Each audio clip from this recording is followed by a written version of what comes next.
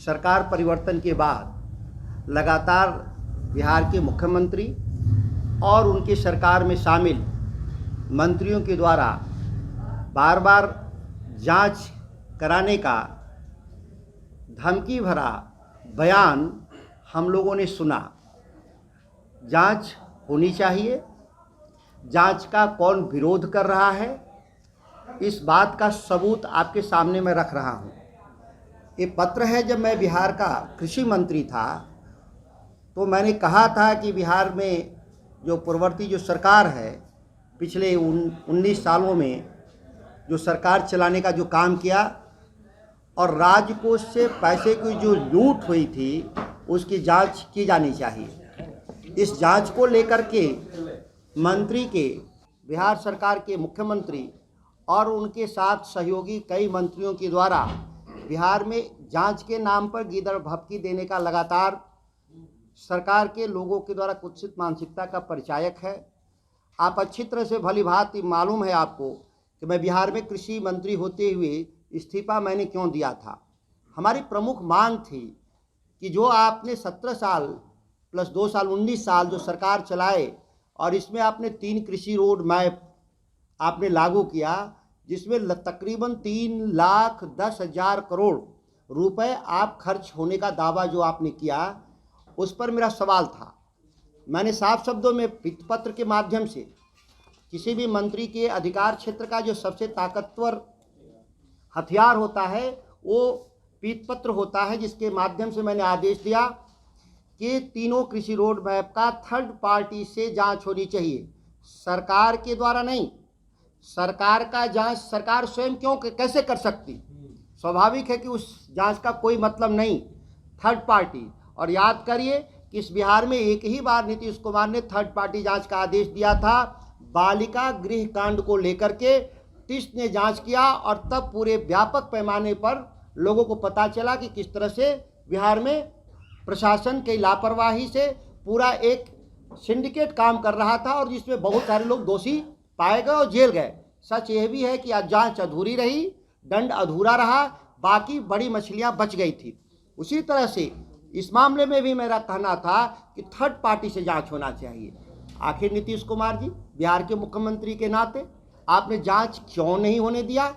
जाहिर है कि जांच जब भी होगा इसका गले में जो फंदा मुख्यमंत्री नीतीश कुमार तक जाएगा, क्योंकि उनकी महत्वाकांक्षी परियोजना है, उनके नेतृत्व में यह परियोजनाएं शुरू की गई थी। परिणाम क्या है सबके सामने?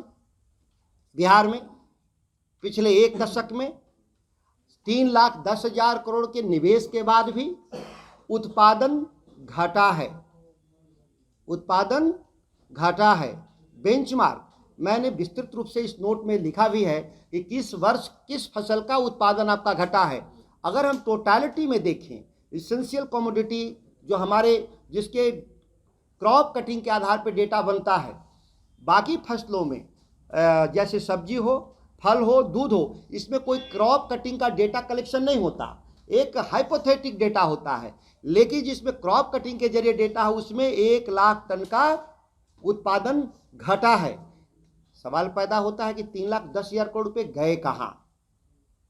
इसकी जांच होनी चाहिए और जब जांच होगा तो पता चलेगा कि कृषि विभाग के भीतर किस तरीके से सब्सिडी की लूट हुई है, जो सीड दिए गए वो नकली सीड दिए गए। फर्टिलाइज़र केवल हम देश के जो एवरेज है कंजम्पशन पर हेक्टेयर उतना नहीं, हम पंजाब के ऊपर जाके कंजम्पशन कर रहे हैं फर्टिलाइज़र। और हम धान का उत्पादन, गेहूं का उत्पादन क्या कर रहे हैं? प्रति हेक्टेयर प्रोडक्टिविटी देखा जाए तो पंजाब के मुकाबले आधी हमारी रह गई। इस वर्ष भी पहली बार मक्का का बीज बांटने का एक षड्यंत्र रचा गया विभाग के द्वारा। अधिकार की जो मंडी कानून आपने निरस्त किया है उसके पुनर्बहाल के लिए कानून आप लाएं, लेकिन आज तक उस पर क्या कार्रवाई हुई? बिहार की जनता अच्छी तरह से भली भांति से परिचित है। यहाँ तक कि मैंने विधानसभा के भीतर भी मैं निजी विधेयक भी लाया था और 2 बार मैंने प्रेस कॉन्फ्रेंस भी किया। आज तक बिहार विधानसभा में निजी विधेयक कृषि बिल के तौर पे पेश करने की अनुमति नहीं दी गई। हद स्थिति ये है कि निजी विधेयक पेश करने का मौलिक अधिकार विधानसभा के सदस्यों को है। कृषि पर आपत्ति था, लेकिन अन्य मुद्दों पर भी निजी विधेयक पेश करने का लगातार सरकार के द्वारा विरोध होने से विधानसभा के भीतर निजी विधेयक पेश नहीं हो रहे हैं। यह चिंता का विषय है कि पिछले करीब करीब 40 सालों से निजी विधेयक नहीं आ पा रहा है, जिसमें सबसे ज़्यादा अपने को लोकतांत्रिक कहने वाले बिहार के मुख्यमंत्री नीतीश कुमार के राज 19 साल में एक भी निजी विधेयक नहीं आ पाया। ये सवाल सबके सामने है। बजट को लेकर के मुझे ज़्यादा इसलिए नहीं कहना है कि आप लगातार देख रहे हैं कि पिछले 4 सालों से राजस्व घाटा बढ़ा है। राजस्व घाटा बढ़ा नहीं, जो राज्य 2004 में आदरणीय मुख्यमंत्री हमारी तत्कालीन राबड़ी देवी के सरकार के अंतिम कालखंड में राजस्व अधिशेष वाला राज्य पिछले 4 साल से राजस्व डेफिसिट घाटे का शुरू हो गया, और जिसका परिणाम क्या निकल रहा है कि पूरे राज्य का राजकोषीय व्यवस्था चरमराता जा रहा है। जीडीपी का 3.5% से ज़्यादा हमारा घाटा नहीं होना चाहिए। हमारा पिछली बार 6% था, इस बार अनुमानित इन लोग कहे हैं कि 9% रहेगा। जो हमारे देश में बने हुए कानून कि कोई भी राज्य 3.5% से ज़्यादा राजस्व घाटा नहीं कर सकता, राजकोषीय घाटा, लेकिन बिहार में आज 9% पे पहुंच गया। नीतीश कुमार के नेतृत्व में यह सबसे बड़ी विफलता है और इस पर एक गंभीर चर्चा की आवश्यकता है बिहार के लोगों के, बुद्धिजीवियों, मीडिया के कर्मियों में और विधानसभा के भीतर भी। लेकिन मुझे उम्मीद नहीं है कि नीतीश कुमार अपनी विफलताओं पर कोई भी बहस को होने देंगे। ज़्यादा प्रदर्शन अच्छा था मक्के का उत्पादन का, जिसमें सरकार का योगदान शून्य था, लेकिन उस खेती को भी बर्बाद करने के लिए, मक्के की भी खेती बर्बाद हो जाए, सब्सिडी के आधार पे मक्का का बीज बांटने का इन लोगों ने खेल रचा और बिहार में सर्टिफाइड सीड के जगह ट्रूथफुल रियल सीड बांटने का काम किया जा रहा है, जो कानून के खिलाफ है। लेकिन वही मैं कह रहा हूं कि अगर ये विभाग के ही लोग जांच करेंगे, बिहार की सरकार ही जांच करेगी, तो फिर अपनी सरकार अपने खिलाफ क्या जांच करेगी? पिक एंड चूज पॉलिसी लाएंगे, अपने लोगों को बचाने का काम करेंगे और कमज़ोर लोगों को फंसाने का काम करेंगे। बालिका गृह कांड के बड़े अभियुक्त बच गए।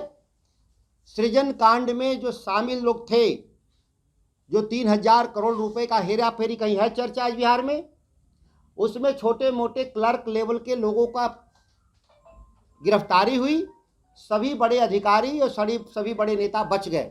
तो मैं मांग करता हूं कि आप इस मामले को, थर्ड पार्टी का मतलब समझ रहे हैं, राज्य के बाहर होता है और थर्ड पार्टी का मतलब होता है सीबीआई भी होता है।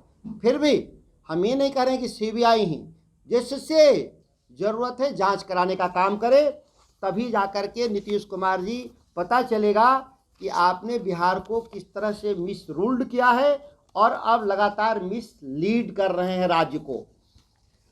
जो 3,10,000 करोड़ का ये दावा करते हैं, उस 3,10,000 करोड़ में कृषि क्षेत्र में केवल, ध्यान दीजिए, कृषि रोड मैप है और कृषि क्षेत्र में या कृषि क्षेत्र से संबंधित क्षेत्र, वो गन्ना हो, सहकारिता हो या पशु एवं मत्स्य पालन हो, या इस तरह के डिपार्टमेंट जो कृषि से संबंधित विभाग हैं, उसमें मात्र बजट का 28%, 3,10,000 करोड़ में मुश्किल से 1,00,000 करोड़ का निवेश कृषि क्षेत्र में है। 2,10,000 करोड़ रुपए दूसरे फील्ड में जो आप निवेश कर रहे हैं, वह भी कृषि पर, किसानों पर लादने का काम कर रहे हैं, किसानों के साथ झांसा देने का काम कर रहे हैं बिहार का। बिहार के किसानों की असल मांग क्या थी कि हमारा आमदनी लगातार घटता जा रहा है। ये साबित कैसे होगा? आप राष्ट्रीय औसत पे देखिए, जो बजट पेश किया है सरकार ने, कि राष्ट्रीय औसत प्रति व्यक्ति प्रति वर्ष 1,97,000 है, लेकिन बिहार में कितना है? प्रति व्यक्ति प्रति वर्ष 59,000। मतलब हमसे 3.5-4 गुना ज़्यादा राष्ट्रीय औसत आमदनी है। तो कृषि क्षेत्र में जब हमारी आमदनी लगातार घटेगा तो प्रति व्यक्ति आय घटेगी। इसके लिए मंडी कानून की ज़रूरत थी। मंडी कानून को आज देश के किसान मंडी कानून लागू करने के लिए और एमएसपी को लागू करने के लिए पंजाब हरियाणा के किसान बॉर्डर पे धरना दे रहे हैं। भारत सरकार वार्ता कर रही है कि हम आपकी बात सुनने को तैयार हैं, लेकिन बिहार में की सरकार आज तक मंडी कानून 2006 से समाप्त है, उसको आज तक लागू करने का ये लोग प्रयास नहीं किया, ना ही इनके कान पे कोई जू रेंगा।